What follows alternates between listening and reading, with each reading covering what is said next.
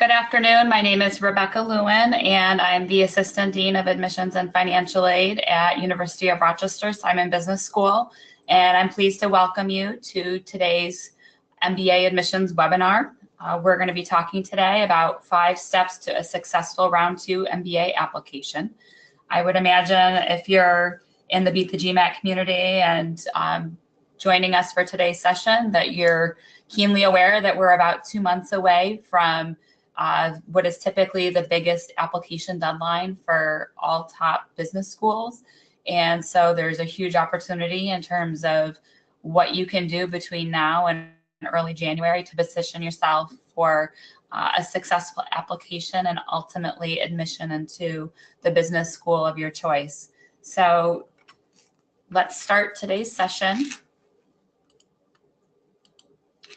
A little bit about my background, just to let you know. I have worked at University of Rochester and at the Simon Business School for almost 20 years and have served on admissions committee for the majority of those years. I've also joined a few industry boards, the Forte Foundation, School Advisory Board, as well as previously served on their board of directors.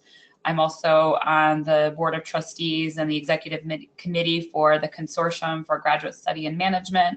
I'm on the School Advisory Board for the MBA Tour, and I'm also an alumna of the MBA program here at University of Rochester. So all of that to say is that not only do I have a wide industry background and lots of connections with my peers from other top business schools, but I also sat in your shoes a number of years ago and thought about my MBA plans and my career plans. And so I'm here to share some tips and advice that will hopefully help you to be successful.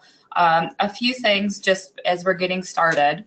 There will be an opportunity for Q&A at the end of the session. You're welcome to type your questions in as today's session goes along. The one caveat I would say is that if you could please keep your questions general enough that they would add value to all of our participants, that would be appreciated.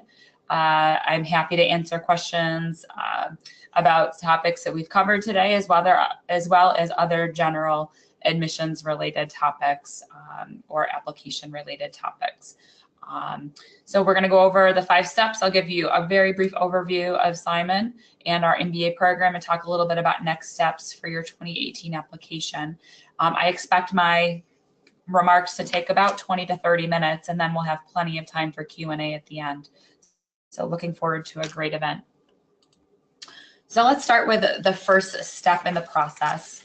And this is a very important step, one that sometimes people tend to rush through, but it's really important to find the right set of schools to target when you're planning for business school. There's a variety of factors that you can consider, and some of them are very obvious and some of them might be less obvious. I think a lot of people will focus on reputation and geography and career goals, which relate to what is your future career path, and does the school offer career opportunities with companies that you're interested in working with, or with the industry that you're or function that you're planning to go into. But something that I think sometimes students either have a hard time quantifying or aren't quite sure how to position themselves relates to fit. And so I just wanted to spend a minute talking about that, and it'll come up again a little bit later in the conversation as well. Fit is one of those things that doesn't show up on your class profile necessarily. It's not something related to like your GMAT or your GPA. But it's related to how does your overall profile and candidacy fit with what the school is looking for in a candidate, the types of candidates that they typically enroll, the culture of the school, things that you'll hopefully be able to identify as you do research on the program, but that might not be completely evident and obvious just by looking at a class profile or browsing a school's brochure or website.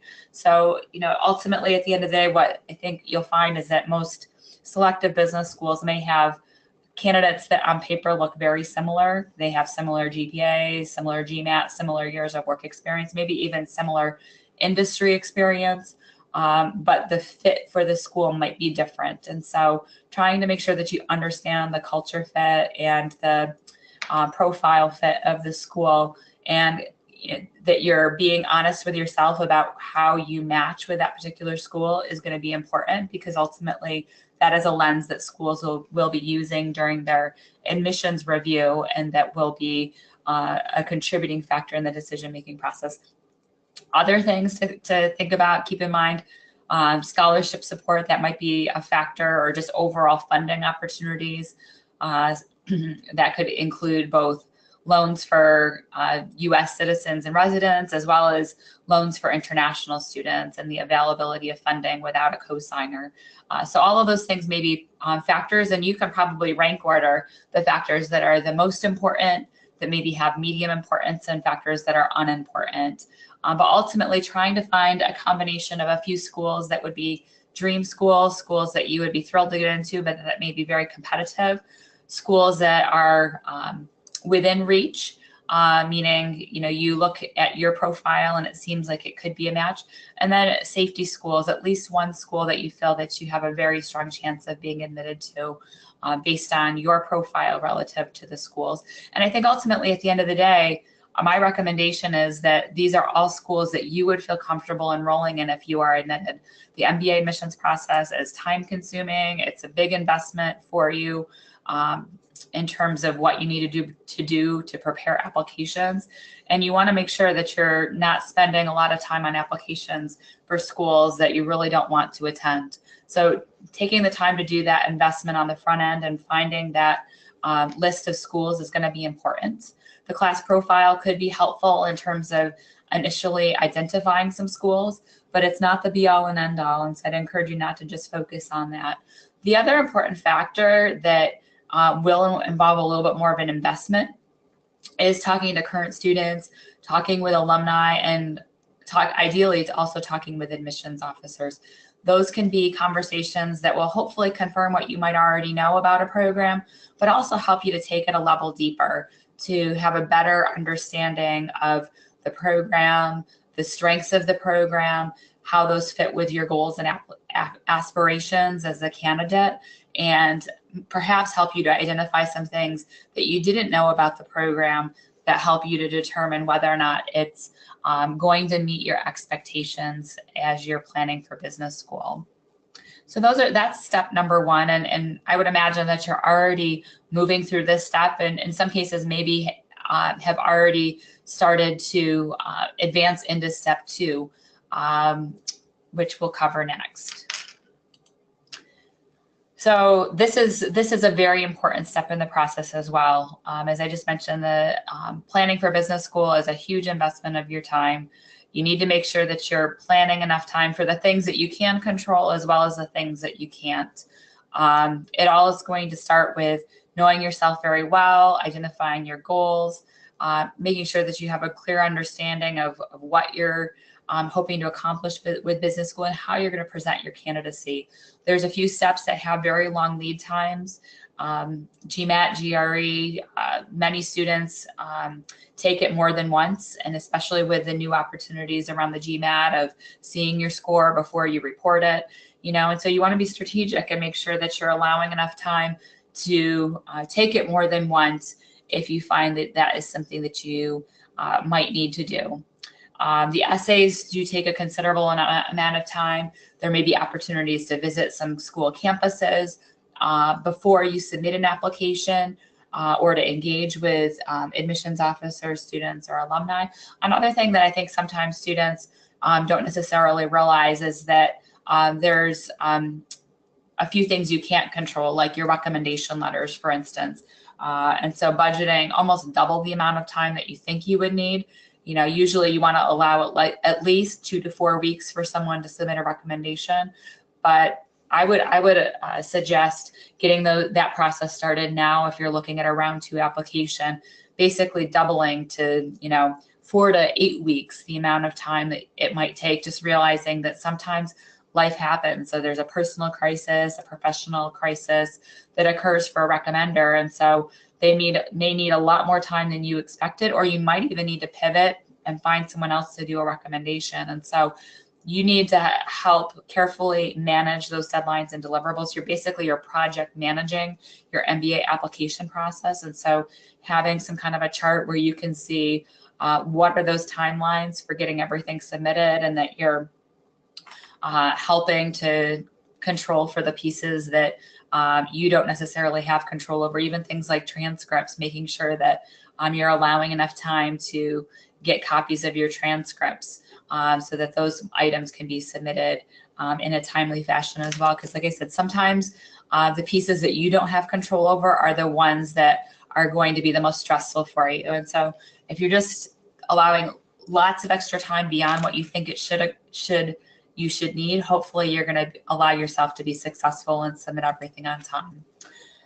So I just talked a little bit about recommendation letters in general, but I think this is a critical part of the process and can be a key differentiator for you as a candidate. Finding the right individuals to write those recommendations. Most business schools are expecting that you're going to choose a professional recommendation. In many cases, that's your immediate supervisor. It could be a team leader, somebody who knows you well, who's evaluated your work, who you were accountable for within a project or major deliverables. You know, in a few cases, it may not actually be appropriate to use your supervisor. If they're a relative, please do not use your supervisor. You'll need to find someone else if it's a family business, for instance. We occasionally hear students who have a MBA application process that's occurring kind of under the radar, so to speak. They don't necessarily want their employer to know that they are looking to leave for business school. Sometimes they are concerned that you know, their ability to be considered for financial incentives or for key projects might be impacted, especially if they're applying very early in the process.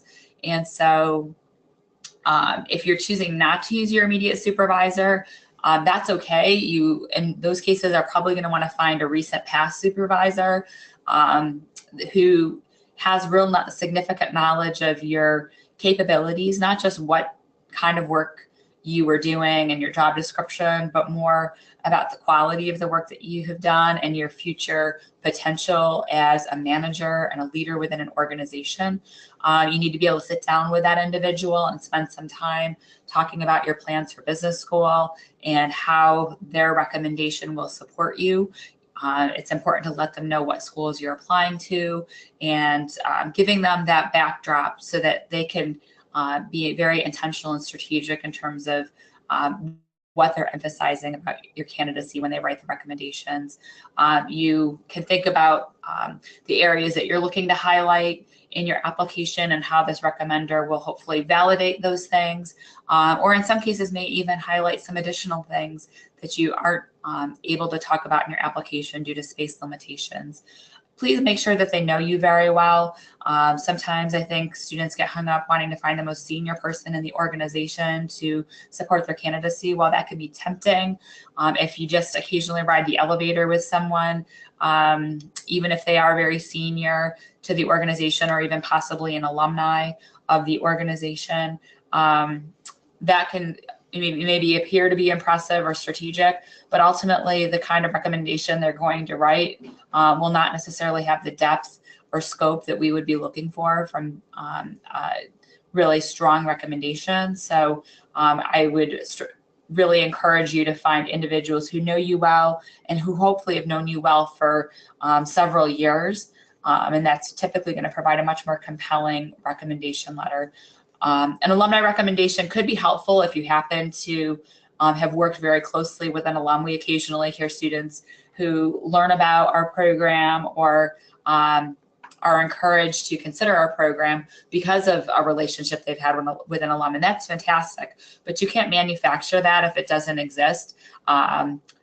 There's not a scenario that I can think of where an alumni recommendation is going to by itself help you to get admitted, nor is it going to be something that's going to hold you back if you have other individuals who can write compelling recommendations for you. So don't overthink this process. I know that it tends to be lots of conversation and online chat rooms about all of the different aspects of the application and trying to read into what the admissions committee is going to look for and what will be most favorable. But I would say the relationship that you have with your recommender and how well they know the quality of your work is probably the most important driving factor, as well as their bandwidth to be able to provide a positive recommendation for you. If they don't have the time, give them an out, because the last thing you want is someone missing a key deadline and causing your application not to be submitted on time just because they don't have bandwidth.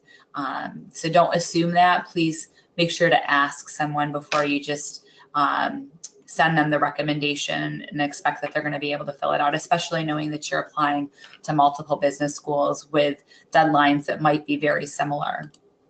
So the next step in the process is around the area of authenticity. And again, I think this is something that applicants struggle with, like how much do I present about my candidacy, how much information, what to include, what not to include. Try not to overthink it. I know that it sounds simple, but it's not easy. Ultimately, hopefully you're the best person who's most equipped in terms of making decisions about how to present yourself and what to sell in terms of your overall candidacy. You can certainly ask opinions both through the online message boards as well as from people who know you well, mentors, friends, individuals who've gone through the MBA application process previously. But at the end of the day, you are the best judge of how to present yourself and what really speaks to who you are as an individual. And there's going to be a variety of ways through your essays, through your interview, your resume, obviously recommendation letters. All those pieces are going to kind of be reviewed in tandem to tell a story about you as a candidate. And we'll be looking to see that all of the pieces seem to fit together in a way that is cohesive, that is strategic, that makes sense. And so take all of those factors into consideration, and hopefully you'll be in a position, especially if you're taking the time to be introspective right now, to prepare and ultimately refine the message and the way that you present yourself and your candidacy. Be sure that you're thinking about how you present your candidacy, both in terms of what you expect to take from the business school experience and why you feel like you're a fit for that school, but also about what you're going to add to the business school community, the kind of contributions you're going to make, the value that you'll bring. This could be in the classroom and co-curriculars, just based on prior leadership and community service involvement, passions, hobbies, interests, so on. It's not a formulaic process. We really want to get to know you as a human and as an individual. And so that's an opportunity for you to be more than a GMAT score and more than a GPA and more than a number of years of work experience. You can add a lot of interesting perspective just based on who you are as a person. And so don't forget about that human element. The admissions committee is made up of individuals, and we're really looking to get to know you as an individual during that application process. Finally, the last step in the process, don't forget every interaction that you make with the business school will be an opportunity for you to make your best impression, to really put your best foot forward, to help your candidacy to shine. This can start from emails or phone calls that you have with the admissions office, FaceTime that you might get with the admissions office if you meet us out on the road when you're going to recruiting events, or you're coming on campus for a visit, or a on-campus open house. It could also be engagement or conversations you have with current students or alumni. Even if those individuals are friends, ultimately you might be surprised with how much of a feedback loop there really is, from social media to other kinds of conversations. And so just be strategic and be intentional in terms of how you approach those conversations. And if you are, I think you'll be pleasantly surprised with how the admissions committee can get to know you through a variety of elements above and beyond just the application itself. So that's a little bit about the application process. It varies a little bit from school to school, of course, but I want to spend a few minutes talking about the University of Rochester MBA program and next steps in the application process, and then I'm going to open it up to Q&A. So now would be a great time. If you have questions, feel free to start typing them in. We'll take as many questions as we possibly can, and really looking to help you as you're preparing for business school. So the Simon MBA program, it's really about more than a credential. We are an MBA program that is very quantitative and analytic, and that's a program that's designed for both poets and quants. We have the full spectrum of undergraduate majors and prior work experiences that are positioned within our class profile. And regardless of your academic background, we have a program that's designed to up-level your skill sets and prepare you for the kinds of careers that our employers are telling us that are in high demand. Those are careers where you're a manager and a leader, but you have a keen understanding of analytics and how analytics are used to drive business decisions. And that analytic focus spans many different functional areas of business, from consulting to marketing and brand management, pricing, strategy and leadership development programs, finance, health sciences, entrepreneurship. So there's a lot of flexibility within the curriculum, but that's combined with that analytic approach across all of the classes that we offer within the program. There's a global team-based approach within the MBA that includes a required first-year consulting project that's designed to work you with a team, connect you with a company, and help you to manage through to deliverables that are going to add value to a company and business decisions that they're facing, and hopefully prepare you for what you'll face when you go on your summer internship between your first year and your second year of the MBA program. We are a smaller MBA program that, in a very intentional way, that is taking into account kind of the right balance between diversity of student backgrounds, but common traits that we're looking for in all of the candidates that we enroll in our program. And so that includes a drive to better oneself and to advance your career, a desire to be involved in a very diverse but inclusive environment, and an interest in working within a team-based approach. And so, we're looking for leaders that want to contribute and grow and who believe they will thrive within that kind of a setting.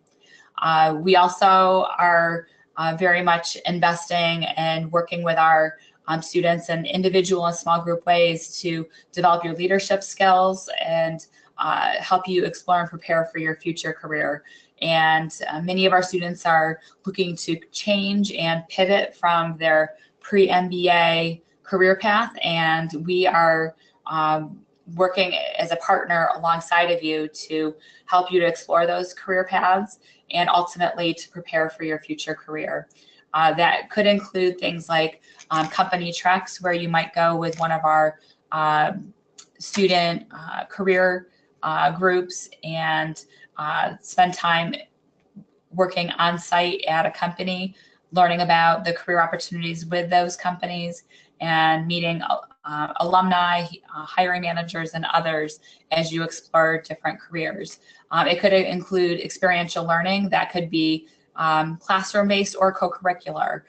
We have everything from case competitions to classes that involve real-life projects that will take you very deep into learning and developing skills that will be very applicable both on your internship and in your full-time career after business school, which we find is particularly valuable as you might be looking to move into a different direction of your future career path.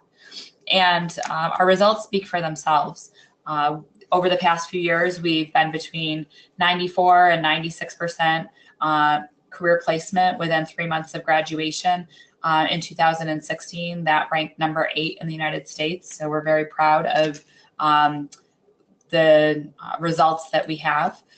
We also have been rated number 3 for the return on investment that our MBA offers among private U.S. business schools, and have reported a 212% salary increase from the pre-MBA salary to the post-MBA salary. Listing here some of the companies that have hired our students for internships and full-time positions over the past year or two, and you'll see many familiar companies. This is just a subset that is a smaller program. We're going to spend a lot of time listening to you, understanding your career goals, trying to identify current company relationships we have or alumni connections we have in companies that you're interested in pursuing, and helping to position you for future career success.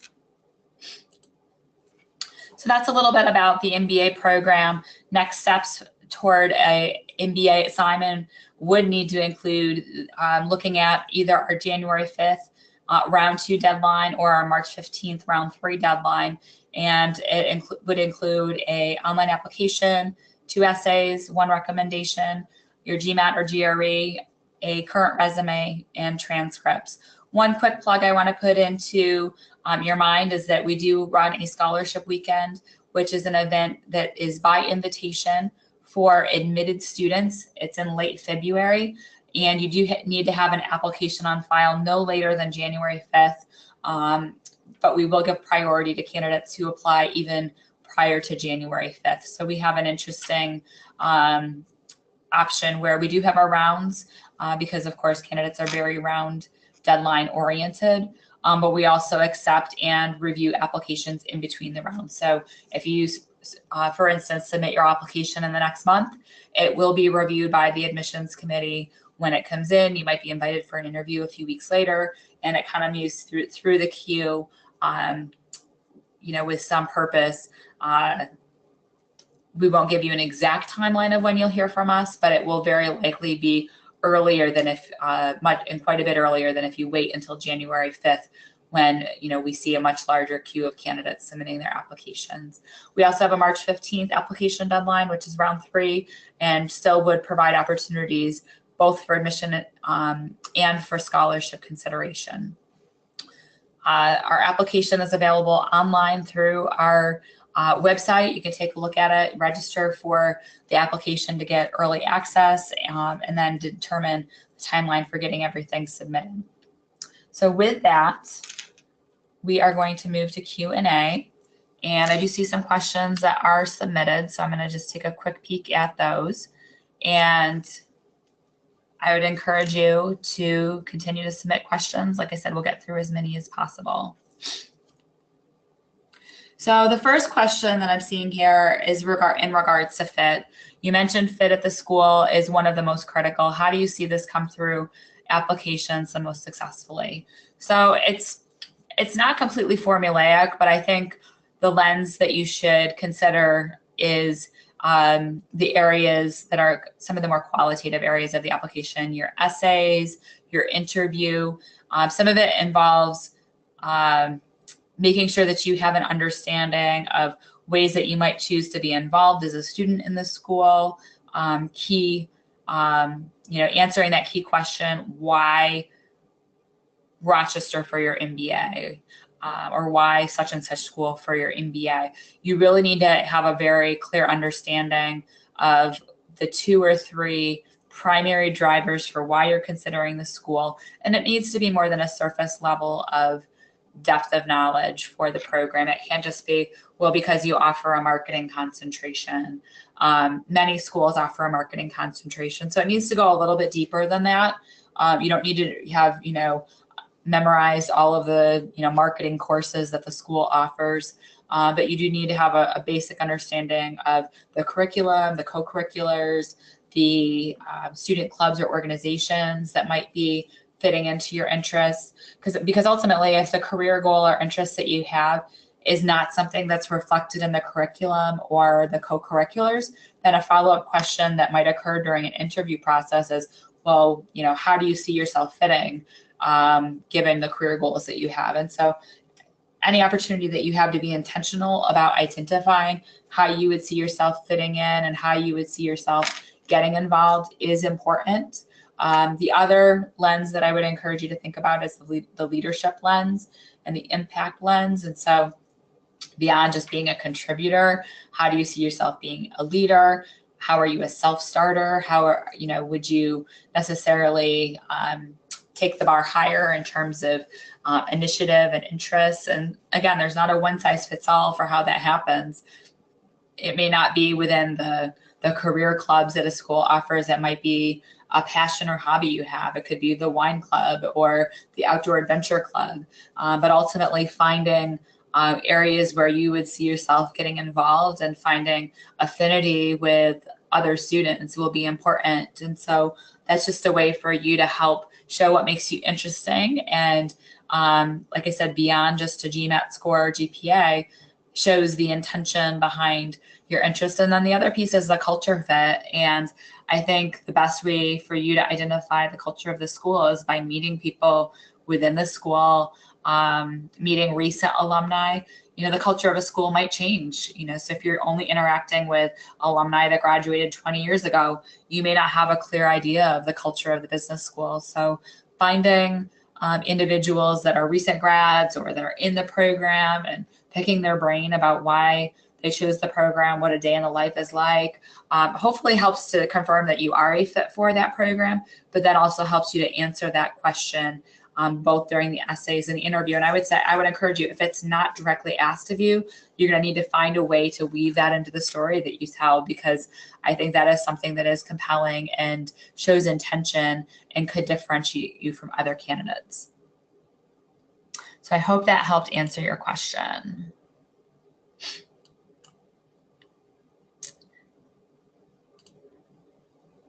Okay, let's see what we have next.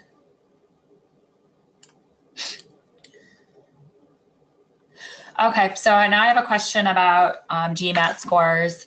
Does it severely impact your application if additional GMAT scores are submitted after the application deadline date, like for a GMAT rewrite? So this is totally a school-specific question as to whether or not they will even accept a GMAT score after the deadline. We will, but it's on a case-by-case basis. So, I mean, if you're submitting a GMAT score like a week before we're releasing decisions, it may not be something that the admissions committee is going to be able to fully vet, and that we may already be to the point where we're already identifying kind of behind the scenes the decisions we're expecting for candidates. There's just a lot of work that goes into that. So I think the first question is to ask schools, will you accept a GMAT score after the fact? And if so, is there a drop dead date by which you need it?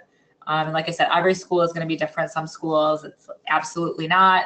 Only consider what you submit with your original application. That's a fairness sort of thing. Some schools will, but it's on a case-by-case basis, or there's a specific timeline by which they need it. So understanding that'll be important. If, you know, the other thing to think about is, you know, making sure that you're not just rushing to retake the GMAT, because if you are going to retake it, the hope and goal would be that you post enough of an uptick in your score that it's actually going to be a value add to your candidacy. So again, that's something where we'd encourage you to engage with the admissions committee to ask the question, so that you're you know, ultimately going to be able to take that into consideration when you make a decision about whether or not you would apply for round 2, for instance, or whether you would apply after round 2. Okay, let's see here. So next question, you spoke about culturally diverse backgrounds. Do you value global work experience? Absolutely. You know, this is something that more and more is not only important in the MBA admissions process, but it's something that companies are expecting from the managers that they're hiring.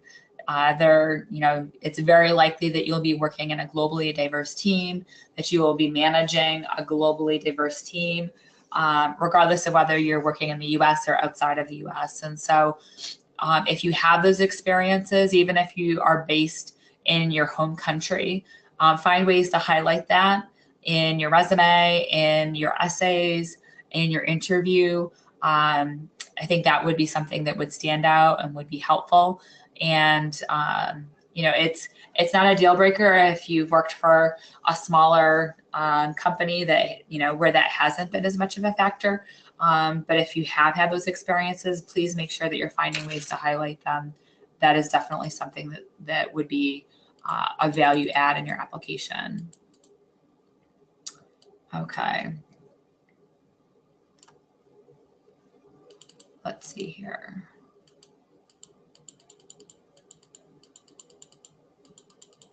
So the next question, what percentage of your class is women? It's varied from year to year. It's between about 35 to 40% on any given year. So we're not only looking to have a diverse background in terms of our geography, where students are coming from and function, the types of professional experiences they've had, but also by gender, also race and ethnicity. That's another area where we see a lot of diversity within the United States candidates. Typically about 20 to 30% of our US candidates are underrepresented minorities. So lots of diversity within our MBA program. And again, that's very intentional. And our students and alumni give this feedback that they leave our MBA program feeling very confident in their ability to manage globally diverse teams. And by that, we define diversity on a number of different contexts. If there's other questions, I'm happy to answer them. I don't know, I think I've answered the majority of them that have been asked so far, but I'm happy to hang out here for a few more minutes. So if you have questions, please ask them.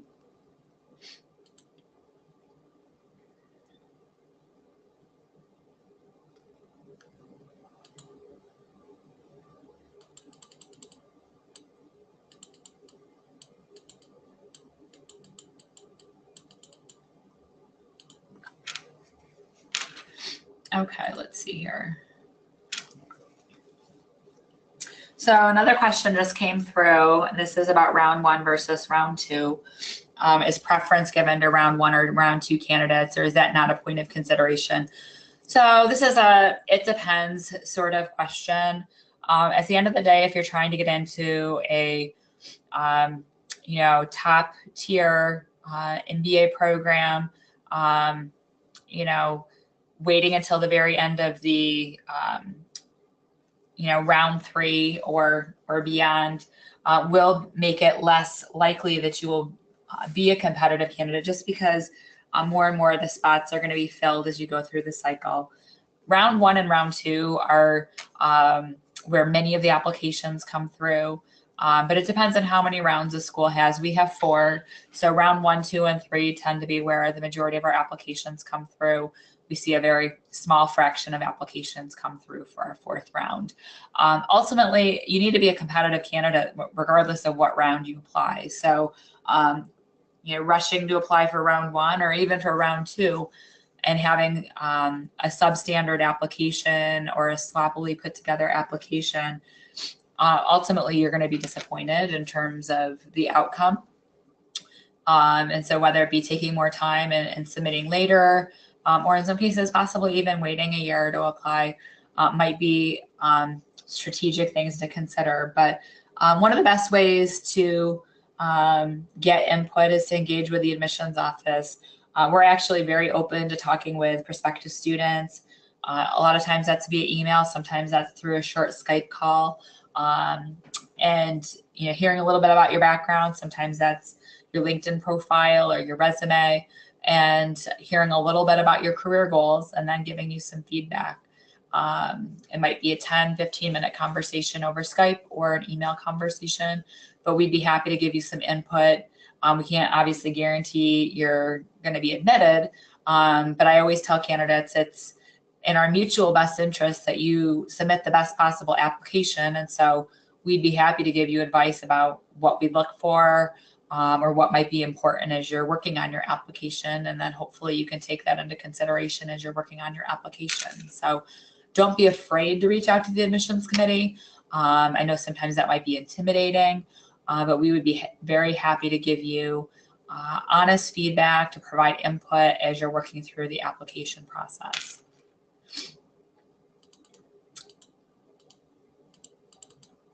Okay, let's see. Just going to take a quick scan to see if there's any more questions that have come through.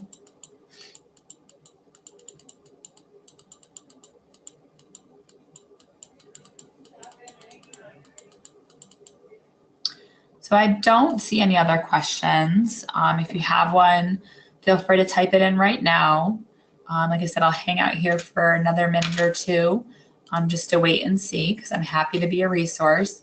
I've also included my personal email and our office telephone number. If you do want to submit a question to me directly, you are welcome and encouraged to. I will encourage you to let me know what program you're considering, what round you're planning to apply to, any other information that you would like to share, and then I can direct your questions accordingly. We have admissions committee members that work across our different programs. We split up the alphabet by last name. So there's different folks that work with our different candidates directly, but we'd be happy to be a resource for you. So feel free to reach out. So I'm not seeing any other questions. So I'm thinking that we're winding down for this afternoon. I want to thank you for your time this afternoon. It was a pleasure spending some time, and I hope that my comments and advice was helpful. And I'll look forward to hopefully re-engaging with you as you're working through the application process and helping you to explore the MBA program at University of Rochester. Good luck with your MBA applications and have a great day.